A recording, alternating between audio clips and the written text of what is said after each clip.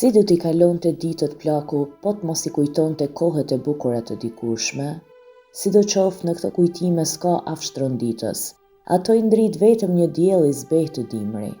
Cipa mund t'i bëj ballë rrahjes së butë të motorëve të kujtesës. Plaku s'duhet ketë besim tek e tashmja dhe duhet i shmanget sa më shumë të ardhmes. Përmes një hije të dëndër, ai duhet të vështrojë dritën e diellit që vjen, duke u zvarrisur gjerë të këmbët e tij. Në qoftë se është diell vere, të mos dalë atje, duke pandehur se është diell vjeshte. Atëherë ndoshta do të plaket ngadalë pa kuptuar, gjersa natyra e pa duruar ta ka përfyti dhe atij t'i zihet fryma për vdekje një mëngjes herët, kur bota nuk do t'jetë zgjuar ende, dhe pastaj do t'i shkruajë në gurin e varrit, në lulën e moshës. Po si, në qoftë se një forsajt u mbahet pikë për pikë parimeve të tij, ai mund të vazhdojë të jetojë edhe si ka vdekur. Plaku Xholion i dinte mirë të gjitha këto, por në natyrën e tij kishte diçka që i ka përcente caqet e forsajtizmit, dhe se një forsajt nuk mund ta dojë bukurinë më shumë se arsyen, ose të vërë dëshirën e tij përmbi shëndetin. Dhe ato ditë diçka sikur i përpërlitej përbrenda, dhe pas çdo rrektime, cipa e holluar hahej edhe më tepër. Imprejt siç ishte, ai e kuptonte këtë gjë.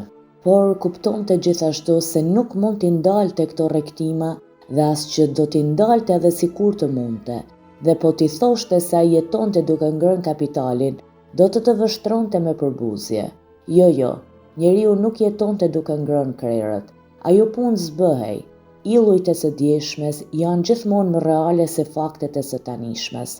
Dhe ai që e kishte quajtur gjithmonë të mallkuar atë që rron duke ngrënë kapitalin, nuk mund të pranonte kurrë që një formulë kaq e vrashk t'i zbatohej rastit të tij. Kënaqësia është e mirë për shëndetin, syt kënaqen duke së ditur bukurinë, të jetojë përsëri në rininë e rinisë, po ja, pikërisht këtë po bënte ai. E ndau kohën metodikisht, ashtu siç kishte bërë gjithë jetën. Të martave i hipte trenit dhe shkonte në Londër. Irena vinte dhe e hante darkën me të, pastaj vinin në operë. Të enjteve shkonte në Londër me karrocë dhe si linte karrocierin trashaloq dhe kuaj të lirë, takonte Irenën në Kensington Gardens. Pastaj si ndahej nga ajo, kthehej me karrocë në shtëpi për të ngrënë darkë. Në shtëpi thoshte që ata 2 ditë vinte në Londër se kishte punë. Të mërkurrave dhe të shtunave, ajo vinte në Robin Hill për t'i dhënë Hollit mësime pianoje. Sa më shumë kënaqësi ndjente në shoqërinë e saj, aq më tepër i sjellshëm dhe i përmbajtur tregohej, tamam si një xhaxha i mirë e i dashur. Nuk ndjente më tepër se më parë, sepse fundi i fundit plak ishte. Megjithatë, kur vonohej ajo, plaku Xholion fillonte të shqetësohej e të brengosej mjaft. Kur zvinte, gjë që kishte ndodhur 2 herë, sytë e tij kishin një shprehje plot pikëllim, siç kanë sytë e një qeni plak dhe që s'qe e mundur ta zinte gjumi. Kështu kaloi një muaj vere, verë në përfusha dhe verë në zemrën e tij, por edhe me vape katali. Kush do të besonte disa javë më parë se ai po priste tani zemërdrellur kthimin e të birit dhe të mbesës. Ato ditë të bukura, ato orë të ëmbla që kalonte me një grua që nuk kërkonte asgjë dhe mbetej pak si e panjohur dhe si e përshtjell me ngashnimin e misterit, i ndillnin plaku Xholion ndjenjen e ëmbël të lirisë e të pavarësisë, të cilën njeriu mund ta provojë vetëm para se të hapë shtëpi. Qesi një gëllëng vere, për atë që kish pirë ujë për një kohë aq të gjatë, sa pothuaj kishte harruar si lëvrin gjaku e si bie në gjumë truri nga vera që ke pirë. Lulet kishin një ngjyrë më të shkëlqyer, aromat, muzika dhe drita e diellit sikur qenë për trirë. Ato nuk ishin vetëm hija kujtimeve gazmore të dikurshme. Tani kishte përse të jetonte. Kish një arsye që e nxiste gjithmonë të priste me padurim atë që do të ngjiste. Në këtë gjendje jetonte ai, si ndërethet të së ardhmes dhe jo me të kaluarën. Dhe ndryshimi është i madh për një plak të moshës së tij. Kënaqësitë e një tërheqje të shtruar me të gjitha të mirat që nuk kishin pasur kurrë rëndësi për njëri të përkohur, s'kishin as vlerën më të vogël për të. Hante pak dhe as që e vinte re se ç'hante. Çdo ditë dobësoi më shumë dhe dukej më i drobitur. Prap ishte dobësuar shumë dhe balli i tij i madh me tëmtha të futura i jepte një hije edhe më të rëndë. E ndjente fare mirë se duhej të këshillohej me mjekun, por liria që shumë ëmbël. Si leverdiste të rrinte të marrej me shpinën dhe me dhëmbjen që ndjente në ije në dëm të lirisë.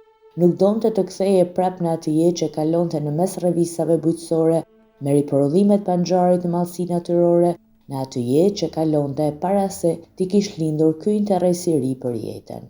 Jo, po e tepronte me puro që pinte. Nuk kish pirë kurrë më shumë se 2 në ditë, kurse tani pinte 3 dhe nganjëherë 4 puro në ditë.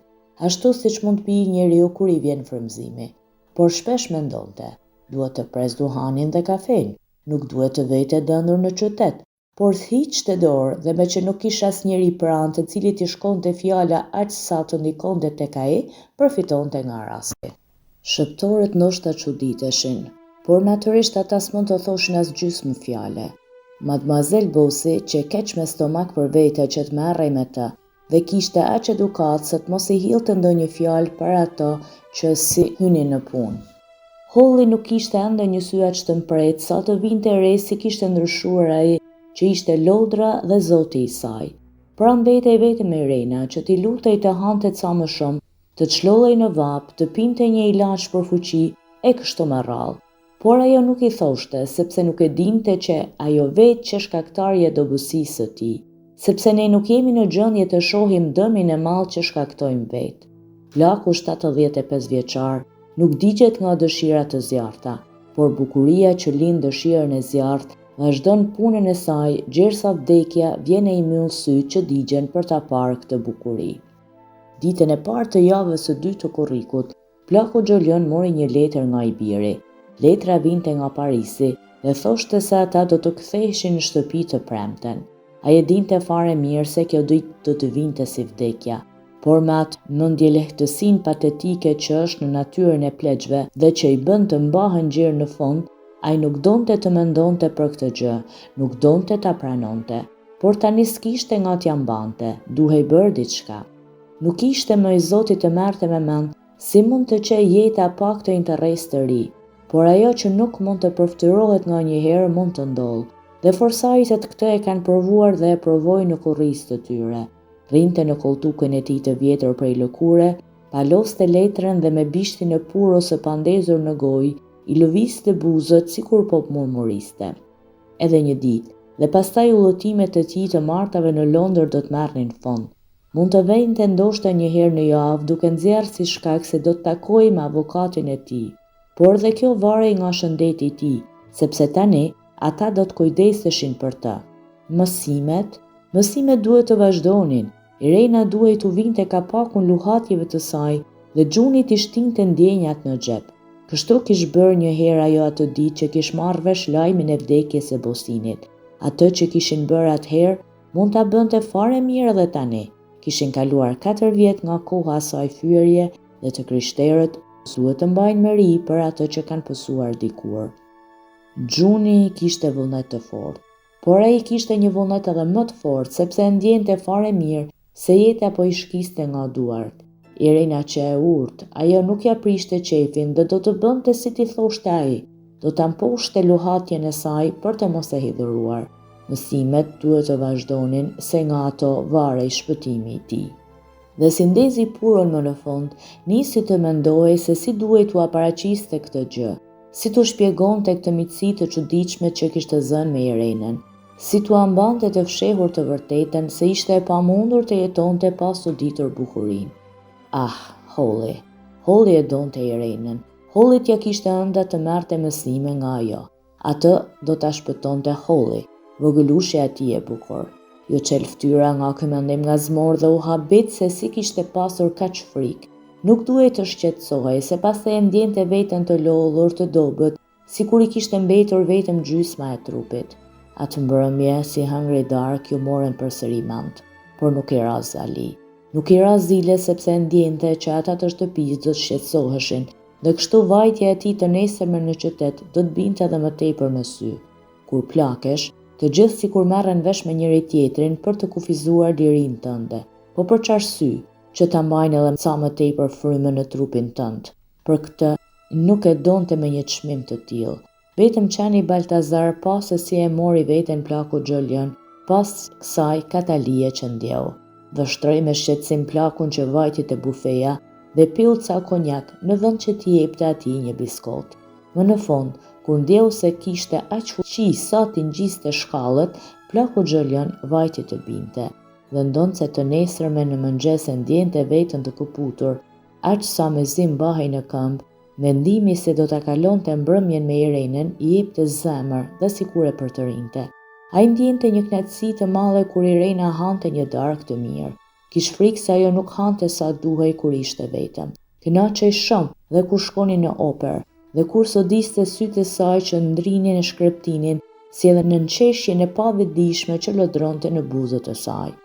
Ajo nuk do frente shumë, dhe kjo ishte hera e fundit që ai mund t'i falte kënaqësi, por kur vinte plaçkat në çantën e udhëtimit, i erdhi një mendim. Sa mirë do t'i ishte sikur të mos e provonte atë lodhje që ndjente duke u veshur për darkë dhe të mos qej detyruar t'i thoshte Irenës se do të kthehej gjuni. Atë natë në oper luhej Carmeni dhe ai zgjolli pushimin e fundit për t'i dhënë lajmin, duke e shtyr instinktivisht këtë lajm gjerë në çastin e fundit. Irena lajmin e priti me gjakthtofsi, por si me çudi që është e vërteta, ai kuptoi se e priti ajo vetëm atëherë kur kumbuan tingujt e muzikës lozonjare dhe kur u desh që të bëhej qetësi. Fytyrën e saj e mbuloi maska, ajo maskë prapas së cilës ndodhin aq shumë gjëra sa ai nuk mund t'i shihte. Padyshim ajo donte kohë të mendohej për të gjitha këto. Ai nuk do ta ngutte, sepse ajo do të vinte të nesërmen pas dreke për t'i dhënë mësim Hollit dhe ai do ta shihte kur ajo të qetësuar me këtë lajm. Në karrocë plaku Xholion foli vetëm për Carmenin. Sa se në të kaluarën e kish parë e dëgjuar me këngëtar më të mirë, por edhe kjo shfaqje si ishte as pak e keqe. Kur i shtrëngoi dorën plaku Xholion për t'i uruar natën e mirë, ajo përkuli me të shpejt kokën përpara dhe e puthi në ball. Lam të mirë i dashur Xha Xholion, keni qenë shumë i mirë me mua. Domethënë, nesër, tha ai, natën e mirë, bëf gjumin e ëmbël. Ajo tha me zë të butë, bëf gjumin e ëmbël. Dhe nga dritarja e karrocës që po largohej, plaku Xholion pa fytyrën e saj të kthyer nga ai dhe dorën e saj të shtrirë që e përshëndeste me nge. Plaku Xholion shkoi ngadalë për në dhomën që kishte zënë në hotel. Nuk i jepnin kurrë pa atë dhomë dhe ai s'mësohej dot me këto dhoma elegante gjumi, me mobilje të reja dhe me qilima ngjyrë hiri të gjelbër të stërpikur me trëndafila të koç. Nuk e zinte gjumi dhe ajo habanera e mallkuar i buçiste në kokë.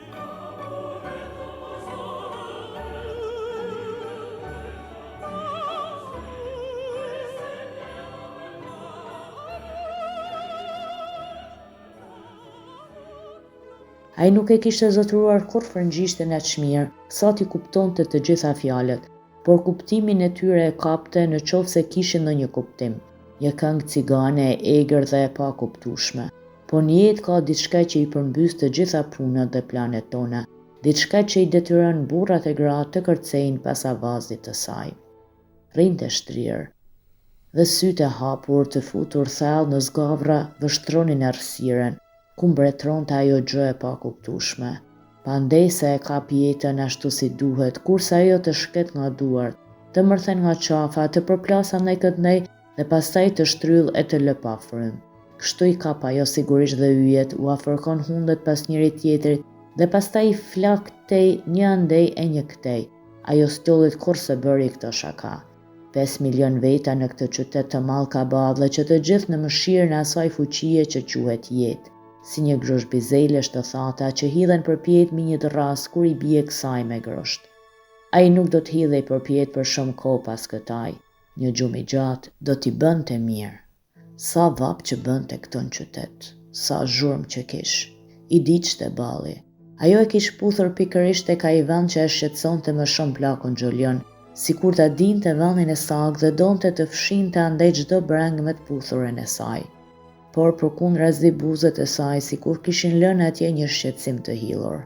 Më parë ajo nuk i kish folur kurrë me këtë zë, nuk e kish përshëndetur kurrë aq shumë me dorë dhe nuk kish kthyer kokën për ta vështruar kur ai largohej me karrocë. Ungrit nga shtrati dhe hapi perdet. Dhoma e tij që nga ana e lumit, që zagushi, por pamja e saj hapësire ujit të qetet përjetshëm që rrillte atje poshtë sikur e freskoi. Gjëja kryesore, tha me vete, është që të mos sëmurem e të bëhemi mërzitshëm. do të mëndoj për voglushen time të bukur dhe pastaj do të fle. Por u desh një kohë gjatë që vapa dhe zhurma e natës së Londrës të fikeshin në gjumin e shkurtër e të ëmbël të atij mëngjesi veror. Dhe kështu plaku Xholion bëri vetëm një sy gjumë. Të nesërmen, kur arriti në shtëpi, dolin kopshtin e luleve dhe bashkë me Hollin që i donte lulet shumë, mlodhi një tuftë të madhe me karafila. Këto lule, i tha ai, ishin për zonjën me fustan gjyrhiri. Këtë emër përdornin ende ata midis tyre, dhe i vuri në një vazo në studio ku kishte nërmend të kuvendonte me Irenën, posa të vinte, për gjunin dhe për mësimet e ardhshme të pianos. Kundërmimi dhe ngjyra e tyre do ta ndihmonin shumë. Pas dreke, ushtrinse ndjente veten shumë të lodhur, dhe sepse karroca do ta sillte Irenën nga stacioni në ora 4, por me afrimin e kësaj ore nisi të shqetësohej, kështu që u ngrete vajte në dhomën ku mësonte Holli, sepse andej dukej ulla. Perde qenë ulur dhe ashtu të mbrojtura nga vapa asaj dite plot zagushi korriku, Holli dhe Mademoiselle Bosi merreshin atje me krimat e mëndafshit. Plaku Xholion kishte një neveri të madhe për këto krijesa metodike, të cilat me kokën dhe ngjyrën e tyre i sillnin nërmend elefantët. Por këto krijesa që brenin dhe bënin shosh gjethet e bukura të gjelbëra dhe lëshon një erë shumë të rëndë sipas mendimit të tij. Ai ul në një kanape të veshur me basmë lulushane, që ishte pranë dritares nga dukej ulla dhe ku bënte pak më fresk, dhe qeni Baltazar, të cilit i pëlqente të rrinte mi basmë kur bënte vap, u hollën ai në kanape pranë tij. Mi pianon e vogël që shtruar një mulesë ngjyrë vjollc, e cila ashtu e zbërdhyllët kishte marrë ngjyrën e hirit dhe sipër kësaj mulese kishin vënë një tufë livandosh të njoma që e mbushnin dhomën me kundërmimin e tyre. Me gjithë freskinë e asaj dhome dhe ndoshta për shkak të asaj freskie, rrektima e jetës ndihej edhe më tepër në shqisat e topitura të plakut Xholion. Çdo rrezë dielli që depërtonte nga plasat e dritares kishte një vezullim shumë të fortë. Qeni lëshonte një erë të rëndë, mbi të gjitha ndihej aroma e livandës. Krimbat e mëndafshit që përkulnin kurrizin ngjyrë hiri të gjelbër kishin një gjallëri të neveritshme, dhe koka e Hollit me leshra të zeza, ashtu e përkullur si për tyre, kishte një shkëlqim të mrekullueshëm si prej mëndafshi. Që gjë e mahnitshme, mizore dhe e fuqishme që jeta, kur ishe plak dhe i dobët, të dukej sikur ajo tallej me ty, me format e saj të shumta dhe me energjinë e saj të vrullshme. Askur ndonjëherë para këtyre javëve të fundit, plaku Xholion nuk e kishe pasur atë ndjesi çuditshme. I dukej sikur gjysmën e trupit të pushtuar nga një dëshirë e zjarrt e kishin rrëmbyer valët e jetës, dhe sikur gjysma tjetër kishte mbetur në zallë dhe vështronte këtë rrjallë të pandalshme. Të dyzim të vetdijes ai e humbiste vetëm atëherë kur kishte Irenën pranë. Holli ktheu kokën, shtreu grushtin për të treguar pianon, sepse fëmijët me edukat nuk duhej të tregonin kurrë me gisht diçka, dhe tha me dinakëri: "Vështroje zonjën me fustan ngjyrë hiri, babagjysh. A sa është e bukur sot?"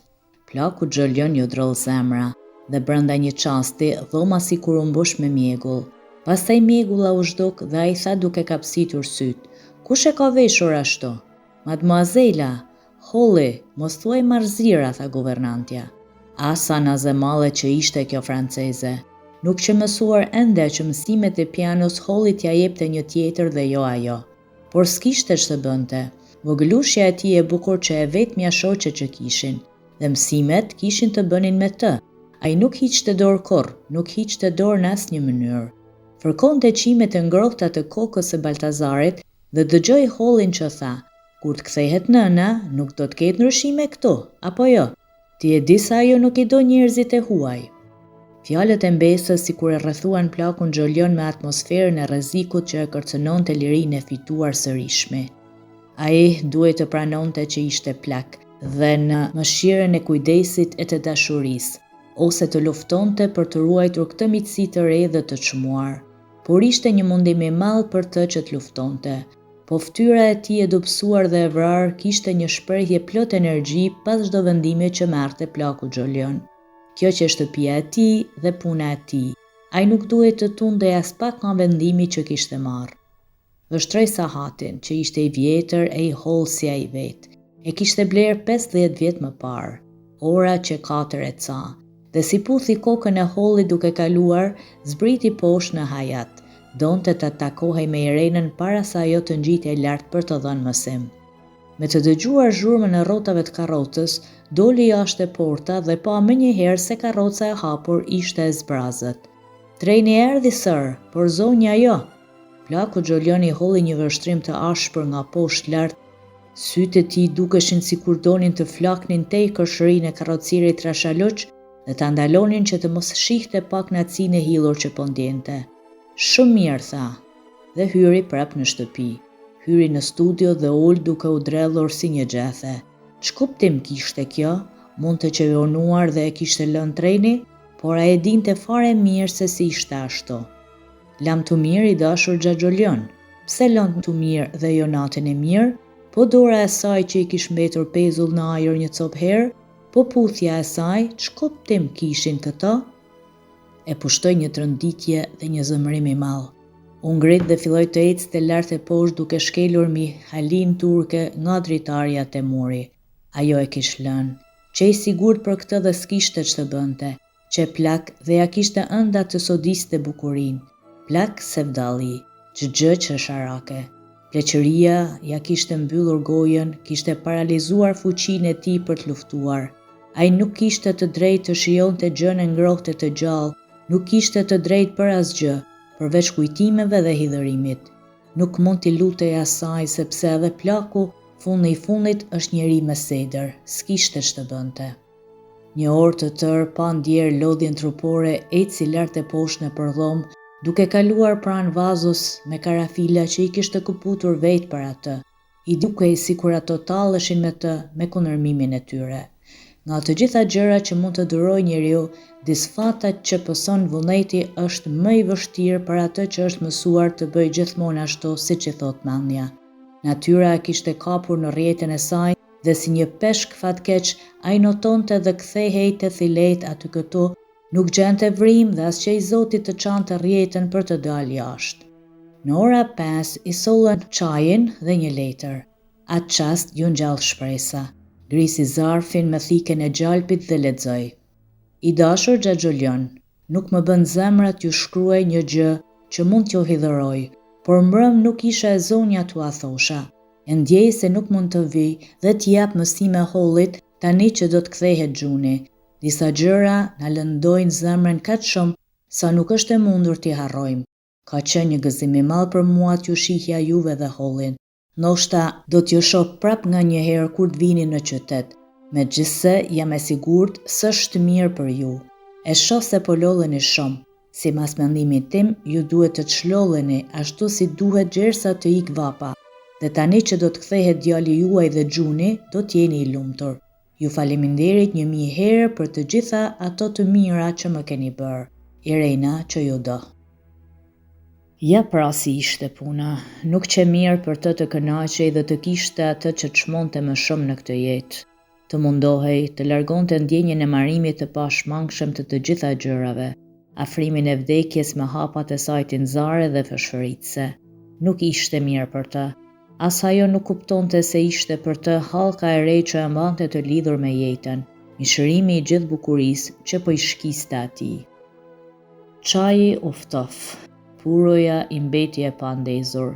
Ai shkonte e vinte në përdhom ashtu i brengosur, midis krenarisë dhe etjes për të shijuar jetën. Që e pa durueshme ndjenja që kishte, sikur të shtrydhnin ngadalë kur ti s'kishe të drejtë të thoshe mendimin tënd, të vazhdoje të jetoje, kur vullneti yt ndollej në duart e të tjerëve, që kishin vendosur dhe ngulnin këmbë të marrnin shpirtin, me kujdesin dhe dashurinë që tregonin për ty. E pa durueshme. Ai do të shihte se ç'përshtypje do t'i bënte asaj e vërteta kur të merrte vesh se atij ja kishte ënda më shumë ta shihte atë, Irenën, se sa të rronte edhe pak më shumë. Ul në tyrezën e vjetër të shkrimit dhe mori penën, por nuk i bënte zemra të shkruante. I dukej si diçka e poshtër të rrinte t'i lutej asaj, t'i lutej që ajo t'ja kënaqte syt me bukurinë e saj. Ishte një lloj sikur t'i shkruante se që bër matof. Nuk mund të bënte një gjë të tillë, dhe në vend të kësaj shkroi. Pandehja se kujtimi i hidhurimeve të shkuara nuk do të ishte një pengesë në ullën e asaj gjëje që është një kënaqësi dhe përfitim, si për mua, ashtu edhe për mbesën time të vogël. Por pleqt mësojnë të heqin dorë nga trillet e tyre. Ata janë të detyruar të bëjnë kështu, sepse shpejt ose vonë do të heqin dorë edhe nga trilli për të jetuar, dhe ndoshta sa më shpejt më mirë. Me dashuri, Julian Forsythe. Letër e hidhur, tha me vete, por s'kam që të bëj, jam i lodhur. Mbylli zarfin dhe e holli në kuti që ta merrte posta mbrëmjes, dhe kur dëgjoj zhurmën që bëri kur ra në fundin e kutisë mendoj, tani morën fund të gjitha ato që më kishin mbetur. Pa atë mbrëmje, si hëngri darkën, shumë pak, e si piu puron për gjysmë se i vinte si të fikët, ju ngjit shkallëve shumë ngadalë dhe u fut në dhomën e fëmijëve, pa bër as zhurmën më të vogël. Ul pranë dritares. Ishte ndezur kandili dhe ai mund të shihte fytyrën e hollit me një faqe të përshtetur te dora. Një brumbull po zukaste në letrat e holla me të cilat e kishin mbushur vatrën dhe një nga kuajt atje në stall çukormonte pa pushim. Sa mirë do të qetë të flije si kjo fëmijë. Hapi kanatet e dritares dhe vështroi jashtë. Po qohej hëna gjak e kuqe. S'kish par kur një hën kaq të kuqe. Edhe pyjet e fushat atje larg po binin në gjumë në dritën e benitur të ditës verore, dhe bukuria ende si një shtoj zavalle. Kam patur një jetë të gjatë, tha me vete. Kam patur gjithë të mirat, nuk jam mirënjohës. Kam parë shumë bukuri në kohën time. Bosini i shkret ka thënë se unë pas kam ndjenjën e së bukurës. Sonte në hënë më duket sikur është një njeri, fluturoi një mollë dhe një tjetër dhe një tjetër. Zonja me fustan gjyrë hiri, mbylli syt. Atë qas pati një ndjenjë sikur nuk do t'i hapte më kurrë. E lak të ndjenjë të rritej më shumë, nuk u përpoq të mblidhte veten. Pastaj u droll dhe hapi qepallat. Pa dyshim që nuk e kishte punën mirë, as pak mirë. Duhej të këshillohej me mjekun. Tani aq i bënte se ç'mund t'i thoshte ai. Drita e hënës do të binte në Korije. Atje do të kishte hije dhe vetëm ato hije do të ishin të zgjuara. S'kishte as zogj, as bisha, as insekte. Vetëm hijet lëviznin. Zonja me fustan gjyrë hiri. Ata do të ngjiteshin në trungun e drurit të rrëzuar, do të përshpërisnin midis tyre. Ajo dhe Bosini, çmendim i çuditshëm. Do të përshpërisnin dhe bretkosat, edhe gjërat e vogla, sa shumë dëgjoi tiktaku i sahatit. Çdo gjë dukej e kopshme dhe e zymt në dritën e hënës së kuqe, edhe këtu në dritën e kandilit të vogël, ku dëgjoi tiktaku i sahatit dhe ku petku i dhomës së tajës që varur te cepi i paraventit, i gjatë si trupi një gruaje, zonja me fustan gjyrë hiri. Dhe atë çast i erdhi një mendim i çuditshëm. A kishte jetuar me të vërtetë një zonjë e tillë? A kishte ardhur ajo ndonjëherë? Apo mos që vallë burimi i gjithë bukurisë që ai kishte dashur me gjithë zemër dhe që do ta linte për së shpejti? Shto zovallja syzez ngjyrë gushplumbi me kuror flokësh qelibari që ende ndaj të gdhirë dhe në dritën e hënës? Ç'ishte ajo? Cila që ajo dhe a kishte me të vërtetë një shtoj zovalle të tillë? U ngrit dhe qëndroi një çast me dorë të pushtetur te pezuli i dritares që të kthehej përsëri në botën e vërtetë. Pastaj shkoi drejt derës duke shkelur në majë të gishtrinjve.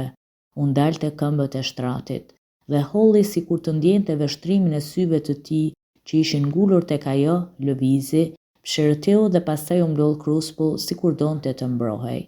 Ai eci prap duke shkelur në majë të gishtrinjve dhe doli në hajatin e errët, hyri në dhomën e tij, u zhvesh menjëherë dhe qëndroi përpara pasqyrës, ashtu në këmishë nate. Tamam si dordolec me ata tëmtha të futur dhe me ato këmbë të holla, sytë e tij nuk donin të shihnin atë ninës në pasqyrë dhe një shprehje krenarie u pasqyrua në fytyrën e tij. Të gjitha sikur i kishin lidhur besë për ta mposhtur dhe ninza e tij në pasqyrë, por ai nuk mposhtej, jo. U shtrin shtrat dhe ndaj një rën një cop herë, nuk po e zinte gjumi. Mundua të nënshtrohej sepse e dinte që shqetësimi dhe pakënaqësia qenë shumë të dëmshëm për të. Në mëngjes u zgjua çilollur e këputur sa dërgoi e thirrri mjekun. Si e dëgjoi, doktori ngërdheshi fytyrën e gjatë dhe e porositi të rrinte shtrirë në shtratet e mos pinte duhan. Nuk ishte një gjë e vështirë të bënte ashtu siç e këshillonte mjeku, S'kish përse të ngrihej nga shtrati dhe kurse ndjente veten mirë, duhani si shionte.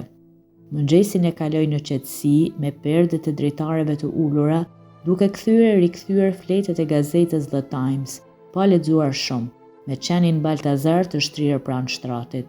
Bashkë me drekën, i sollën edhe një telegram ku qenë shkruar fjalët: "Mora letrën, po vi pas dreke, jam te ju 4:30, Irena." Po vinte, më në fund, domethënë se ajo s'qehie, por njeri dhe nuk e kishte lënë, po vinte. Një val nxehtësie e pushtoi gjithë trupin, faqet dhe balli i digjnin, hëngri supën dhe shtyu truezën e vogël me tepsinë e gjallëve. Ndaj një shtrirë në qetësi të plot, gjersa erdhen, hoqën enet me gjallë dhe e lanë vetëm. Syt i shkreptinin kohë më kohë, po vinte. Zemra i rrihte më të shpejt dhe pastaj sikur i pushonte fare. Në ora 3, u ngrit nga shtrati dhe u vesh pa bërë zhurmë. Holli dhe mademoazela do t'ishin në dhomën e mësimit dhe shëptorët padyshim që ishin duke bërë vapën. Hapi derën me kujdes të madh dhe zbriti shkallët. Në hajat, qeni Baltazar që shtrirë në vetmi.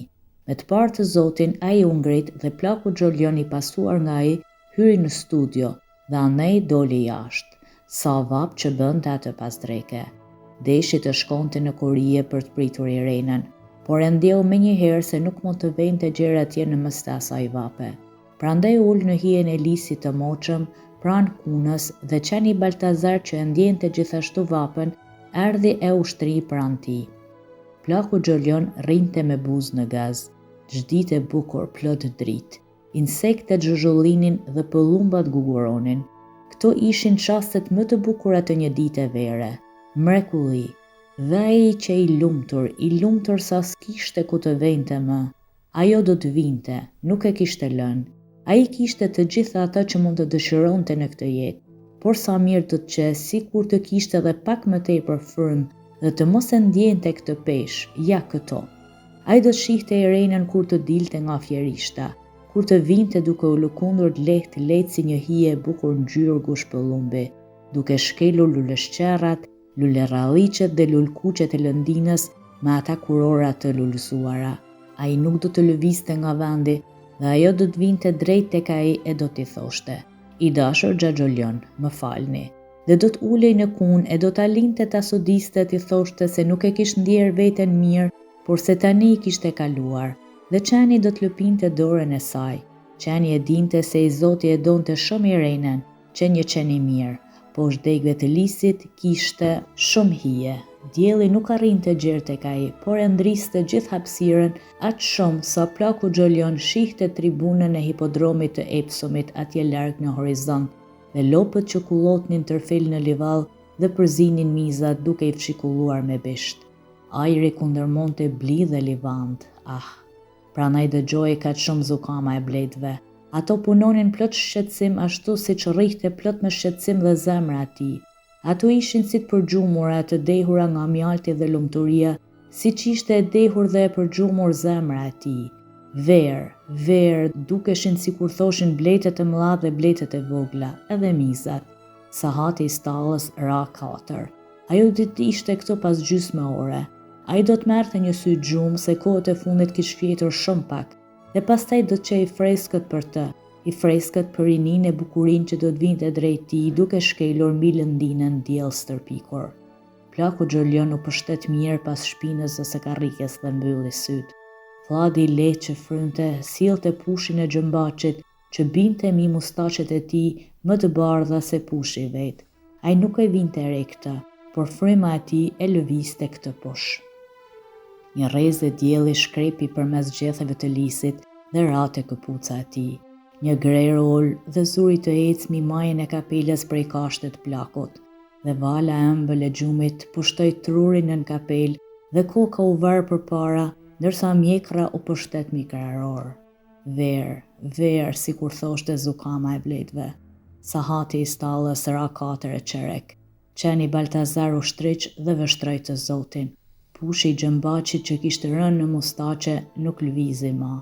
Qeni pështeti mjekrën mbi këmbën ku kishte rënë një rrezë dielli. Këmba nuk lëvizi.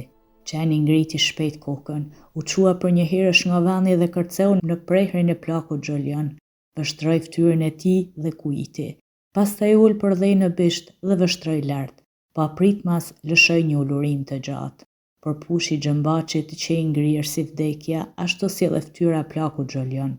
Ver, hapa të heshtura mi lëndin.